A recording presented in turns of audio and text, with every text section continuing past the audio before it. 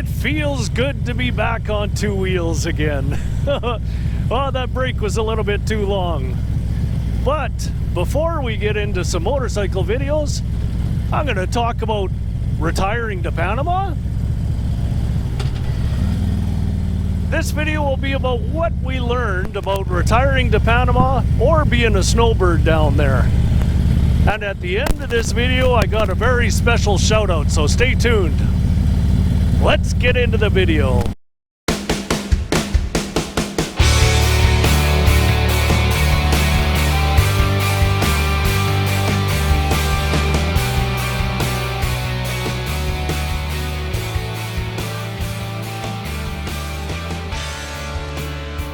Now let me start off this video by saying Panama is a super easy country to travel to.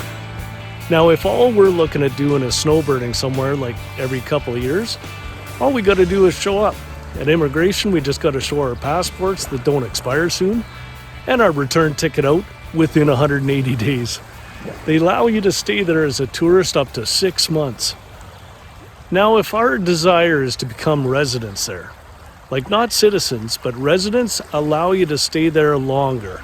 They have a visa there called the pensionado visa.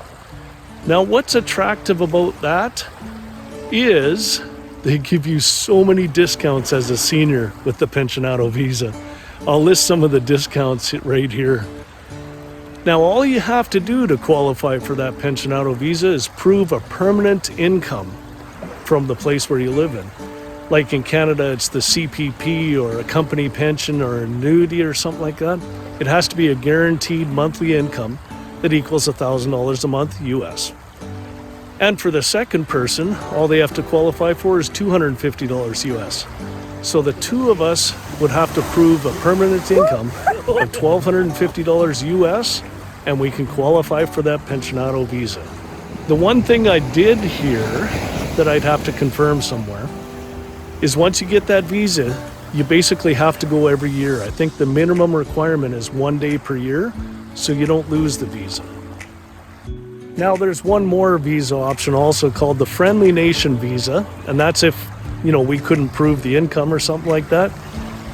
Then you have to actually have an investment in Panama. It's either $200,000 in real estate or $200,000 within a term deposit in a Panamanian bank. So that's just another option. What about the cost of living in Panama? Actually, Panama's currency is the Panamanian Balboa, which is 1-to-1 to the American dollar. And everywhere you go, it's all American dollars. Now for us as Canadians, that's not so good because our dollar is not very good to the American dollar. I think we're about $1.37 right now or something like that. But what we did notice is like when you go for groceries, man, the prices are so reasonable there, especially if you're buying local stuff like chicken and eggs and bread and whatever else, especially fruits and vegetables. Holy cow, that was inexpensive. And also the goods, when you go to the stores to buy shoes or shirts or clothing, it's really well priced. As for restaurants, we found them about equivalent to what we would pay here in Vancouver if we went out. But we did notice a lot of the restaurants there, they have their specials 1 night a week. Lots of them have half price off, and that makes it really well worth it. Rent is a little bit higher there for the places we looked at, but the amenities you get in the building are outstanding. Not only the views, but rooftop pools and exercise rooms. It is a little bit more, but I think it's worth it. So the cost of living, we actually think it's better than being here in Canada. Safety and security. Now in Playa Coronado, that's the area we looked at, it's actually a gated area. You got to drive through these security gates to get into the area. And we also noticed that when you get to most of the buildings and restaurants there, they have security there also. The whole time we were there, we never felt unsecure about anything. It was fantastic to walk around whatever time of the day or night. Now, I'm not sure if that's because of all the security, or if the security is just a show of presence to make sure nothing ever starts up there. I don't know. Whatever it was, we felt great there. Transportation. Now, taxis were about the cheapest way to go around there. at Playa Coronado and Coronado. Every trip we took, it was either just $2 or $3. Now, you can walk to town. I think it's just over 3 kilometers. We did that several times. But if you're going for groceries, you're not going to want to walk back. Public transport. If you saw one of our earlier videos, that's the way to go also. So if we were just going there as snowbirds, that's all we would do is choose taxis and public transport. If you get your residence pensionado visa, then you're actually required to get a Panamanian driver's license within 90 days. And if you do that, an option might be to buy a vehicle down there. Medical dental. We did notice that they had a clinic there, and I think it was open Monday to Friday in Playa Coronado. And then I did hear about 10 minutes away, there's a 24/7 clinic that's there also. Now, what I noticed from talking to some people there, they don't even carry medical insurance when they're down there. They said it was so cheap to get anything they wanted done. It's actually cheaper than the insurance they would have purchased at home. And when you take a look at the pensionado visa, there's discounts on top of that too. Now, knock on wood, we didn't have to experience anything while we're down there this time. But from talking to the other expats and some of the locals, they have no issues or concerns about the health or dental down there. But Craig, Yes. what is there to do in Playa Coronado? Well, there's the beaches, there's the golf, there's all the outdoor activities. It's actually an area that's really focused on outdoor activities. There's a lot of activities in general. You can go to Picasso's and have karaoke night or trivia night, or there's something going on every night for expats. We like to keep people busy.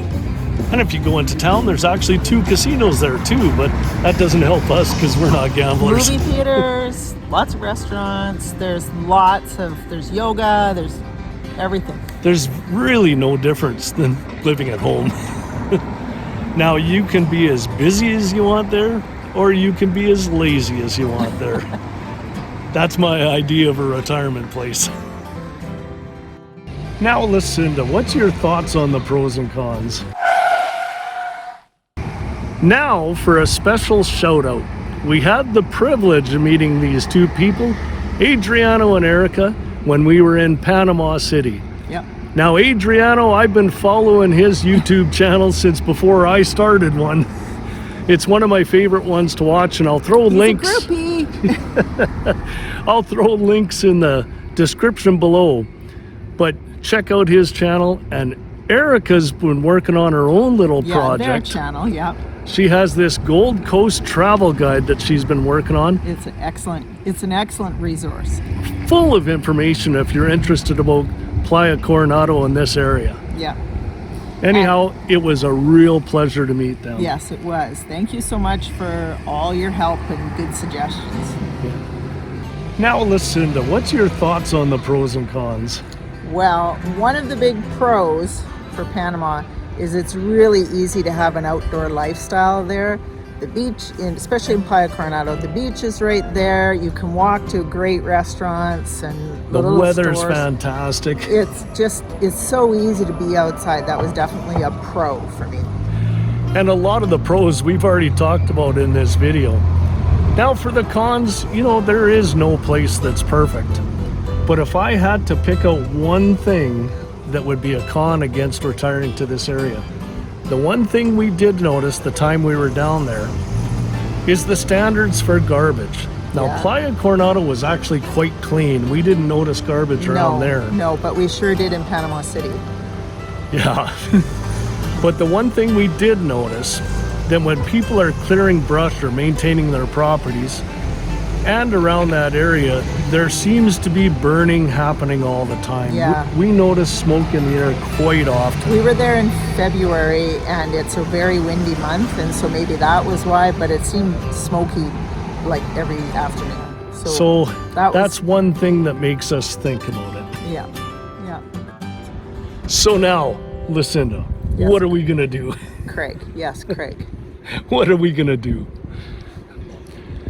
So for now, it's a possibility. It's a good possibility. But we have plans next winter. We're going to actually go to 6 more countries and keep on looking. We got miles to go before we sleep.